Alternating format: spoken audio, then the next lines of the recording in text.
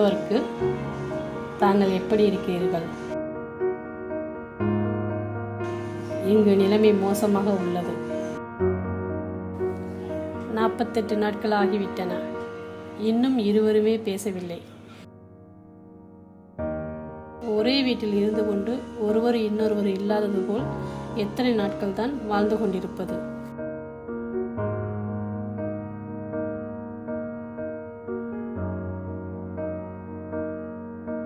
காலையில் மணி அடிக்கும். பள்ளிக்கு நேரமாகிவிட்டதே. எழுந்திருப்பானா? எழுப்பிவிடவும் தயக்கமாக இருக்கும். தயக்கத்தில் நின்று கொண்டிருப்பேன். அதற்குள் அவனே எழுந்து கொள்வான்.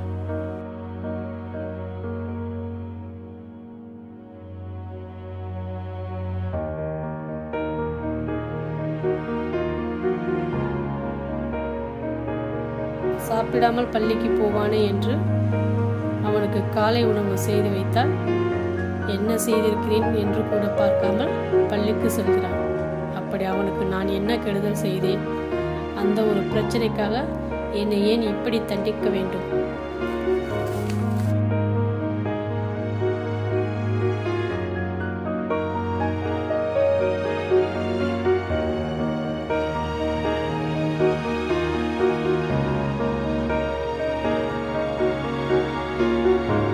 தம்பிக்கு உண்டான் படைக்கு அஞ்சான் என்பார்கள்.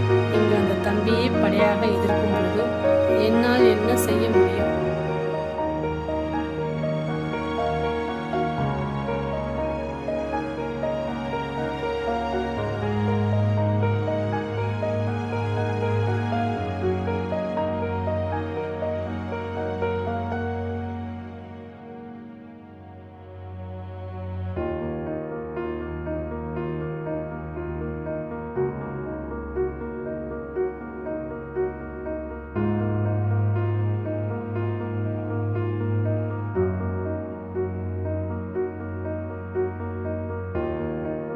ஆனால் நேற்று பள்ளி முடிந்து அவன் வீடு வரும்போது ஓர் அதிசயம் நடந்தது.